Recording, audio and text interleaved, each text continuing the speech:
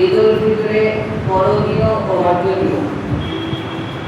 রমাদান মাসে এক মাস ব্যাপী সিয়াম পালন করার পর, ইবাদত করার পর আল্লাহ সুবহানাহু ওয়া তাআলা তার বান্দাদের জন্য আনন্দের দিন হিসেবে যেই দিনটি নির্ধারণ করেছেন সেটি হচ্ছে ঈদুল ফিতর। ঈদ মানে আনন্দ, উৎসব, ঋতু, অন্য অর্থে পুনরাবৃত হওয়া, বারবার ফিরে আসা, বারবার আগমন করা। ফিতর মানে সিয়াম ভঙ্গ করা, খাওয়া দাওয়া শুরু করা। ঈদুল ফিতর মানে রমাদান মাসে যে সিয়াম আমরা পালন করেছি সেই সিয়াম ভঙ্গ করার আনন্দ বা উৎসব, এটা হচ্ছে ঈদুল ফিতর। ঈদ মানে হচ্ছে আনন্দের দিন, ঠিক তেমনি ঈদ ইবাদতের দিন। শুধু আপনি আনন্দ করবেন, ইবাদত করবেন না এমনটা নয়। আপনার আনন্দ হবে ইসলামী শরিয়ার সীমারেখার মধ্য থেকে, ইসলামী শরীয়তের বাইরে থেকে। ইসলামী শরীয়তের সীমার বাইরে থেকে আপনি আনন্দ উপলব্ধি করতে পারবেন না। ঈদ যেমন আনন্দের, ঠিক তেমন ইবাদতের। ঈদুল ফিতরের দিন, ঈদের দিন আল্লাহ সুবহানাহু ওয়া তাআলাকে সন্তুষ্ট করার জন্য, আল্লাহ সুবহানাহু ওয়া তাআলার নিকটবর্তী হওয়ার জন্য বিশেষ কিছু আমল রয়েছে, যে আমলগুলো করলে পরে আপনি আল্লাহ সুবহানাহু ওয়া তাআলার নিকটবর্তী হতে পারবেন, প্রিয় হতে পারবেন। এইগুলো হচ্ছে আমাদের জন্য করণীয়। ঠিক একইভাবে ঈদুল ফিতরের দিন আমাদের সমাজে, মুসলিম সমাজে কিছু কাজ প্রচলিত রয়েছে যেইগুলোর সঙ্গে কোরআন এবং সেই সঙ্গে কোনো সম্পর্ক নেই। এইগুলো মূলত হচ্ছে বর্জনীয়। সেই জন্য আজকের আলোচ্য বিষয় ঈদুল ফিতরে করণীয় ও বর্জনীয়। ঈদুল ফিতরের করণীয় নাম্বার 1, সালাতুল ফিতর প্রদান করা, আদায় করা। ঈদের দিনের প্রধান কাজ হচ্ছে আপনাকে সালাতুল ফিতর মানে ফিতরা প্রদান করতে হবে, আদায় করতে হবে। আপনি সালাতুল ফিতর কি আদায় করবেন? আল্লাহ রাসূল সাল্লাল্লাহু আলাইহি ওয়াসাল্লামের সুন্নাহ, আল্লাহ সুবহানাহু ওয়া তাআলা আল্লাহ রাসূল সাল্লাল্লাহু আলাইহি ওয়াসাল্লামের নির্দেশকে খাদ্যদ্রব্য, আপনি খাদ্যদ্রব্য দ্বারা সালাতুল ফিতর আদায় করবেন। আল্লাহ রাসূল সাল্লাল্লাহু আলাইহি ওয়াসাল্লাম বলেছেন, সহিহ বুখারী কিতাবুজ যাকাত হাদিস নাম্বার 1503। আব্দুল্লাহ ইবনে উমর রাদিয়াল্লাহু আনহু এই হাদিস বর্ণনা করেছেন। তিনি বলেন যে আল্লাহ রাসূল সাল্লাল্লাহু আলাইহি ওয়াসাল্লাম সাদিক বরাদি, ছোট বড়, নারী পুরুষ সকল মুসলিমের জন্য সালাতুল ফিতর হিসাবে এক সার জব অথবা খেজুর ফরজ করেছেন। তাই কি দ্বারা? খাদ্যদ্রব্য, জব এবং খেজুর। সহিহ বুখারী হাদিস নাম্বার 1510। আবু সাঈদ খুদরি রাদিয়াল্লাহু আনহু তিনি হাদিসটি বর্ণনা করেছেন। তিনি বলেন যে আমরা আল্লাহর রাসূল সাল্লাল্লাহু আলাইহি ওয়াসাল্লামের যুগে ঈদের দিন একশা পরিমাণ খাদ্যদ্রব্য সালাতুল ফিতর হিসাবে প্রদান করতাম। আর এই খাদ্যদ্রব্য ছিল খেজুর, কিশমিশ, জব আর পনির।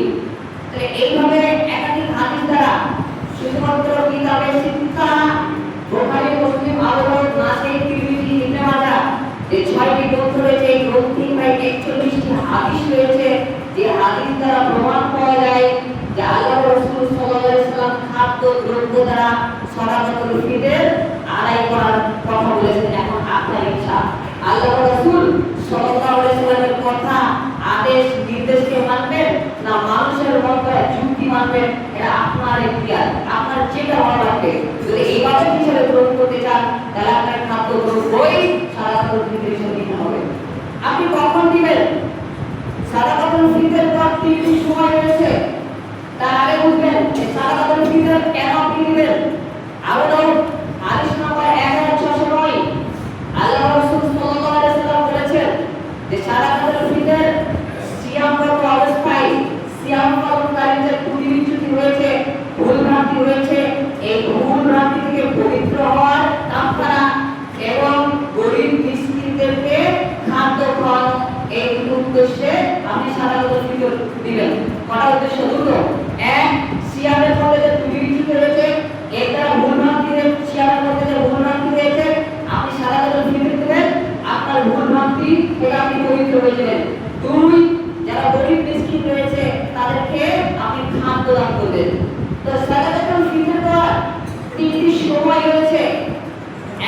হচ্ছে উত্তম, একটি সময় হচ্ছে বৈধ, আর একটি সময় হচ্ছে নিষিদ্ধ। উত্তম সময় হচ্ছে ঈদের দিন, ঈদের সালাতের পূর্বে আপনি সালাতুল ফিতর আদায় করবেন।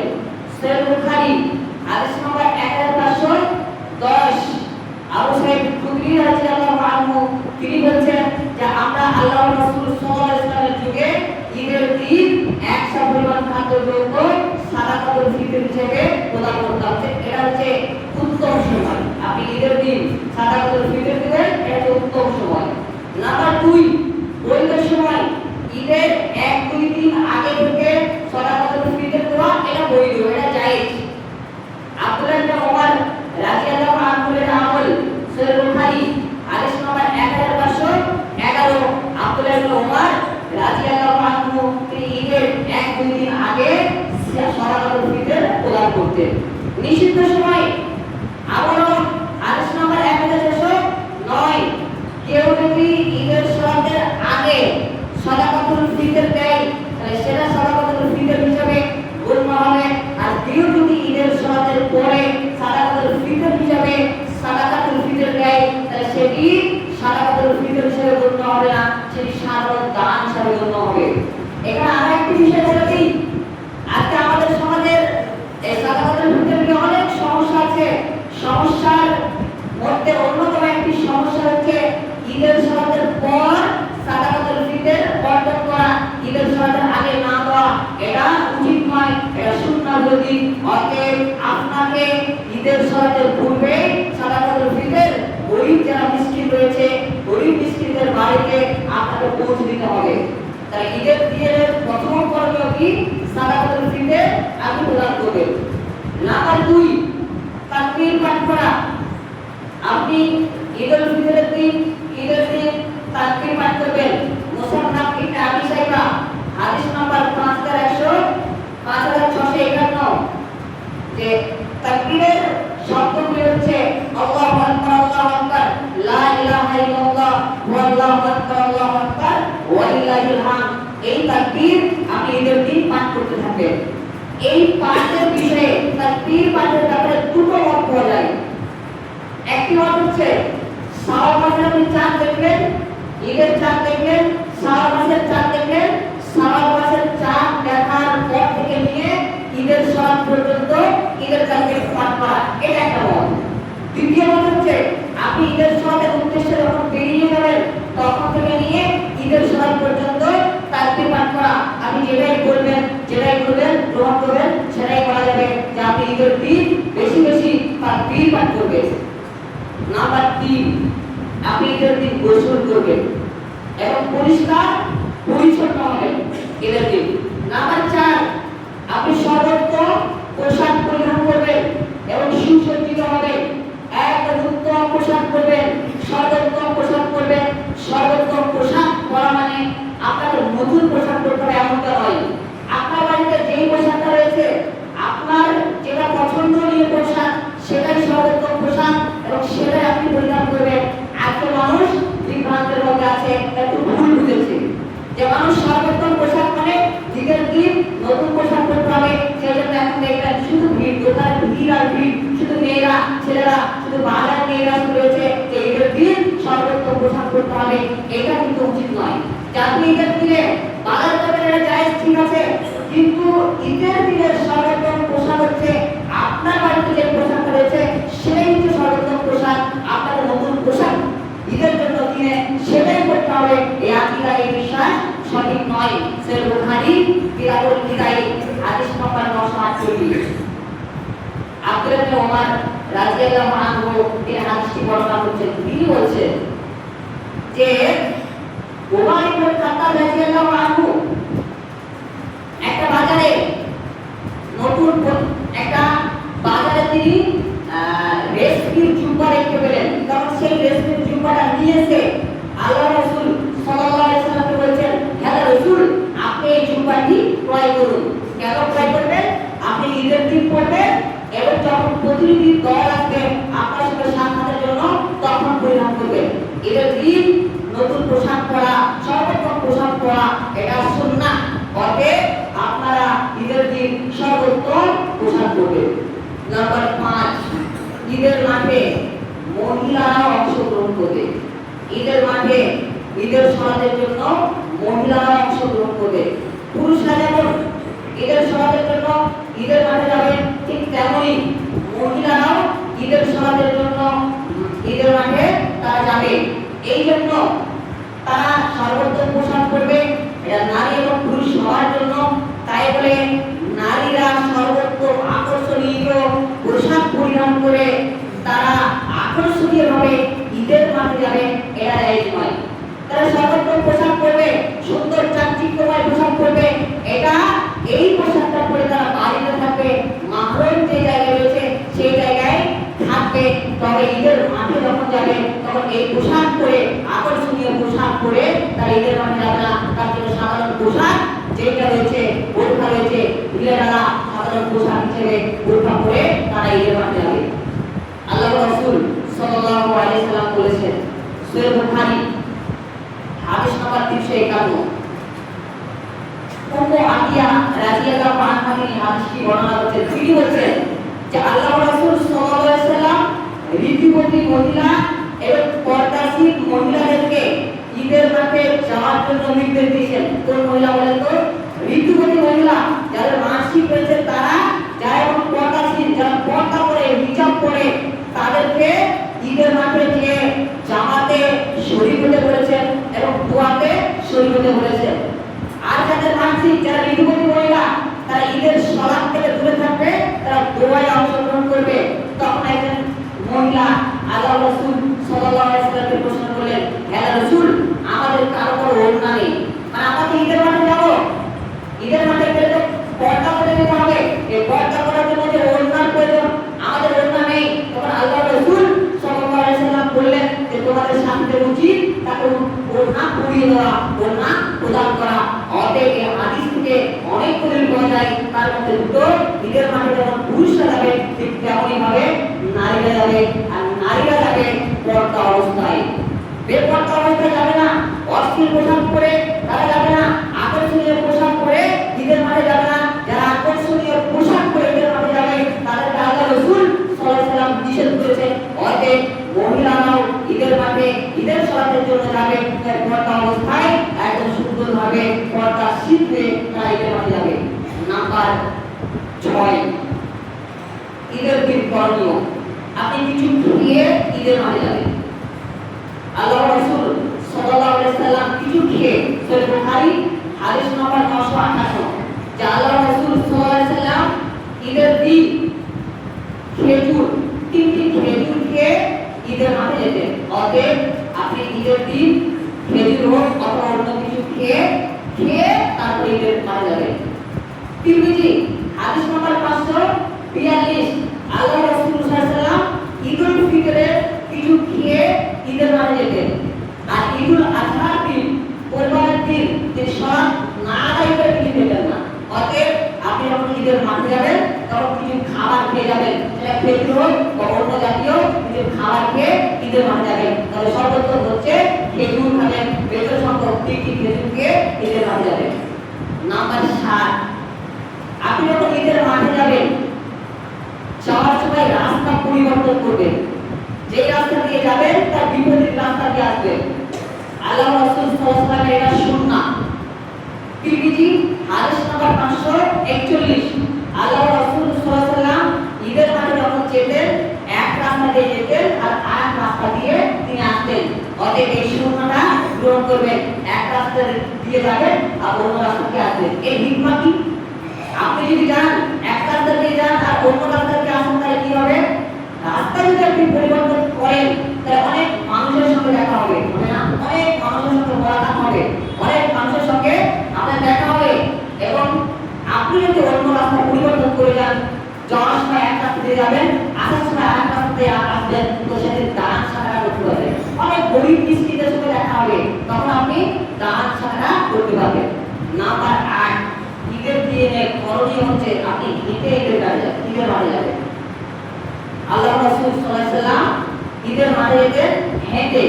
ইবনে মাজাহ হাদিস নাম্বার 1258, আপনি যখন ঈদের মাঠে যাবেন হেঁটে যাবেন, জরুরি প্রয়োজন ছাড়া। এখন আপনি পাচ্ছেন না, নয়, এরকম অবস্থা ছাড়া যারা সাধারণভাবে যেতে সক্ষম একটু দূর দূরান্ত হলেও আপনারা ঈদের মাঠে যাবেন, হেঁটে যাবেন। আল্লাহ রাসূল সাল্লাল্লাহু আলাইহি ওয়াসাল্লাম সুন্নাহ, আল্লাহ রাসূল সাল্লাল্লাহু আলাইহি ওয়াসাল্লাম সর্বদা ঈদের মাঠে যেতেন, হেঁটে যেতেন, তিনি যান বাহন করে ঈদের মাঠে যাননি। নাম্বার 9, ঈদুল ফিতরের করণীয় হচ্ছে ফাঁকা মাঠে খোলা জায়গায় ঈদের সময় আদায় করা। আপনি ঈদের সময় আদায় করবেন খোলা জায়গায়, ফাঁকা জায়গায়, উন্মুক্ত জায়গায় ঈদের সময় আদায় করবেন। আল্লাহ রাসূল সাল্লাল্লাহু আলাইহি ওয়াসাল্লাম এবং সাহাবীরা খোলা মাঠে খোলা জায়গায় ঈদের সময় আদায় করতেন। মসজিদে নববী ছিল খুব ফজিলতপূর্ণ একটি মসজিদ, তারপরেও আল্লাহ রাসূল সাল্লাল্লাহু আলাইহি ওয়াসাল্লাম এবং সাহাবীরা এই মসজিদে নববীতে ঈদের সময় আদায় করেননি, বরং মসজিদে নববীতে পূর্ব দিকে একটি দরজা ছিল, সেই দরজা থেকে প্রায় 25 গজ দূরে একটি সমতল ভূমি ছিল, সেই সমতল ভূমিতে আল্লাহ রাসূল সাল্লাল্লাহু আলাইহি ওয়াসাল্লাম এবং সাহাবীরা ঈদের সময় আদায় করতেন। অতএব ঈদের দিনে একটি করণীয় হচ্ছে আমি ফাঁকা জায়গায়, খোলা ময়দানে, উন্মুক্ত জায়গায় ঈদের সময় আদায় করবেন। নাম্বার 10, আপনি ঈদের দিনে দান সাদাকা করবেন। ঈদের দিনে অন্যতম একটি সুন্নাহ, অন্যতম একটি আমল, নফল ইবাদত, নফল আমল হচ্ছে আপনি দান সাদাকা করবেন। এই দান সাদাকা করা ঈদের দিন এত গুরুত্বপূর্ণ একটি সুন্নাহ, এত গুরুত্বপূর্ণ একটি বিষয় যে আল্লাহ রাসূল সাল্লাল্লাহু আলাইহি ওয়াসাল্লাম ঈদের সময় আদায় করতেন, কুরবানি দিতেন, তারপরে নিজে বেলালকে নিয়ে মহিলাদের কাছে গিয়ে তাদেরকে দান করার জন্য বলতেন। সহিহ বুখারী হাদিস নাম্বার 304 এবং 5249। আল্লাহ রাসূল সাল্লাল্লাহু আলাইহি ওয়াসাল্লাম ঈদের সময় আদায় করাতেন, কুরবানি দিতেন, তারপরে তিনি মহিলাদের কাছে গিয়ে বলতেন, হে মহিলারা, তোমরা বেশি বেশি পরিমাণে দান সাদাকা করো, কেন আমি তোমাদেরকে মেয়েদের আগে সবথেকে বেশি জাহান্নামের মধ্যে দেখেছি। তখন মহিলারা নিজের স্বর্ণের মালা কানে খুলে আল্লাহ রাসূল সাল্লাল্লাহু আলাইহি ওয়াসাল্লামকে দিতেন। অতএব ঈদের দিনে একটি অন্যতম একটি সুন্নাহ এবং অন্যতম একটি নফল আমল হচ্ছে আপনি ঈদের দিনে আপনার সামর্থ্য অনুযায়ী গরিব মিসকিন যারা রয়েছে তাদেরকে আপনি দান সাদাকা করবেন। নাম্বার 11, ঈদের দিনের করণীয় হচ্ছে সুন্নতি তরিকায় কুশল বিনিময় করা, শুভেচ্ছা প্রদান করা। আল্লাহ রাসূল সাল্লাল্লাহু আলাইহি ওয়াসাল্লামের সাহাবীরা একে অপরের সঙ্গে সাক্ষাৎ যখন করতেন তখন ঈদের দিনে তারা বলতেন তাকাব্বালাল্লাহু মিন্না ওয়া মিনকুম, যে আল্লাহ সুবহানাহু ওয়া তাআলা আমাদের এবং আপনার পক্ষ থেকে কবুল করুন। আপনি এবং আমরা যেই ইবাদত করেছি, সিয়াম পালন করেছি, নফল ইবাদত করেছি, এই ইবাদতগুলো আল্লাহ সুবহানাহু ওয়া তাআলা কবুল করে নেন। এইভাবে একে অপরের সঙ্গে এই শুভেচ্ছা বিনিময় করবেন। আমাদের ঈদের মাঠে দেখা যায় যে কোলাকুলি করে, এই কোলাকুলি করা সুন্নাহ দ্বারা প্রমাণিত নয়, হাদিস দ্বারা প্রমাণিত নয়। অতএব ঈদের মাঠে গিয়ে ফিরে আসার সময় কেউ কোলাকুলি করবেন না, বরং ওই দোয়া পাঠ করবেন। কোলাকুলি কখন করা হয়? যখন কোনো ব্যক্তি এসেছে, সফর থেকে এসেছে, বাইরে থেকে এসেছে, তখন সেই ব্যক্তির সঙ্গে কোলাকুলি করা যায়, এটা সুন্নাহ দ্বারা প্রমাণিত। অতএব ঈদের দিনে সুন্নতি যে সমস্ত আমল রয়েছে এই সুন্নতি আমলগুলো প্রত্যেকটা করার চেষ্টা করবেন, এটা আমরা অনেক সবের অধিকারী হব। মহান সত্তা আল্লাহ সুবহানাহু ওয়া তাআলা যেন আমাদেরকে ঈদের দিনের যে সমস্ত করণীয় রয়েছে, সুন্নাহ রয়েছে, সেগুলো পরিপূর্ণরূপে আদায় করার তৌফিক দান করেন। সকলের জন্য আল্লাহর কাছে আমিন।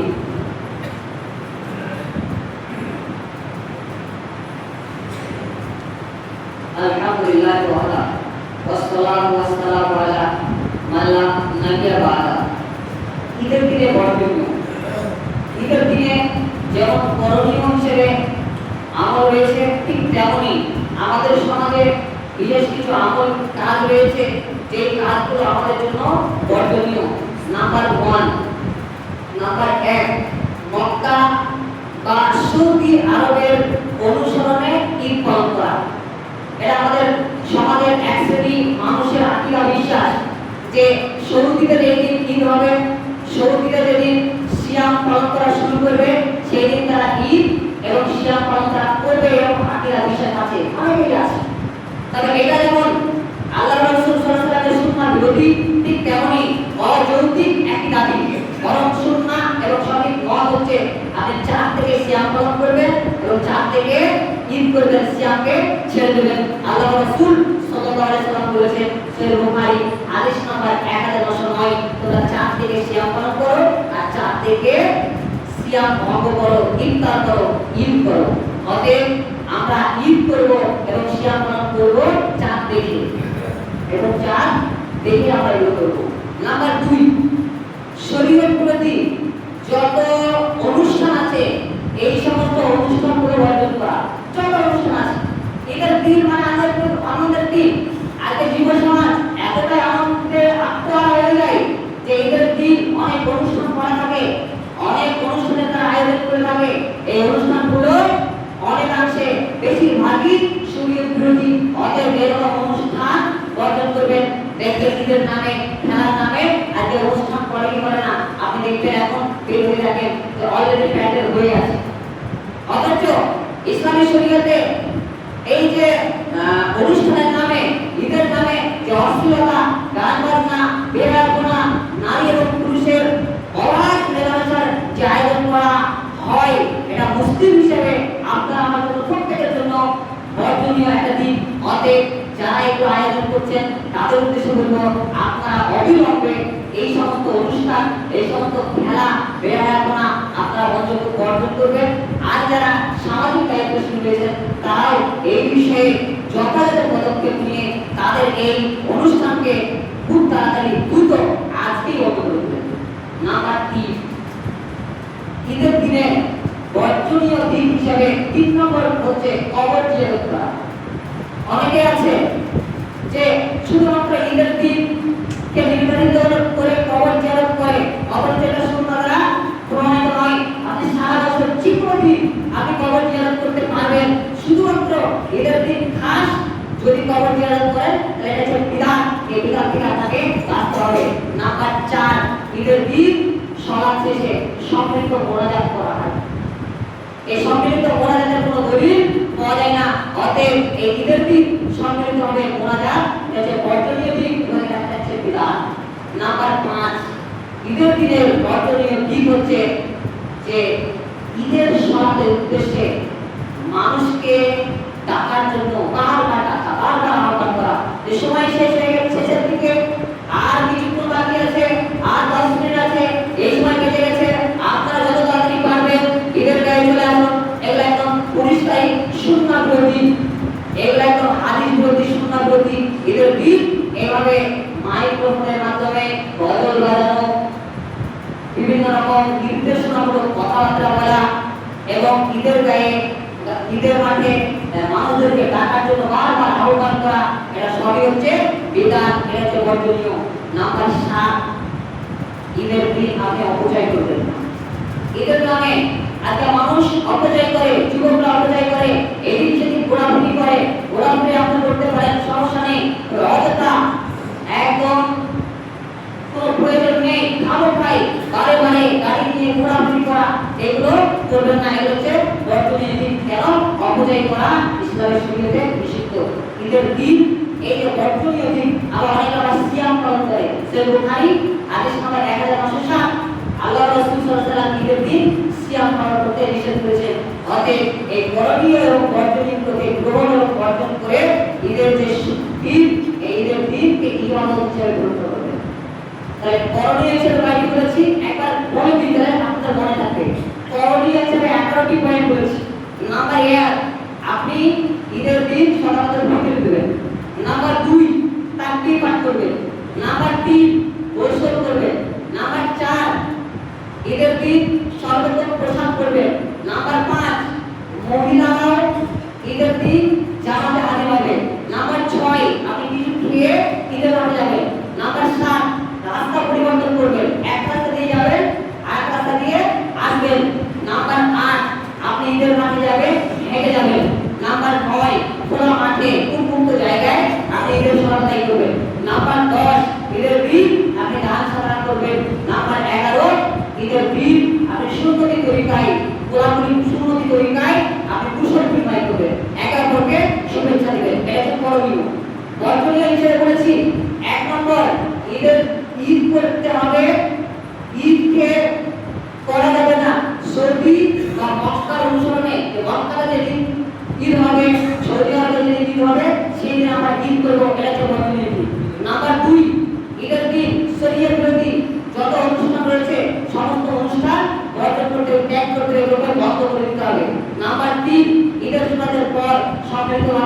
মনোরম করা যাবে না।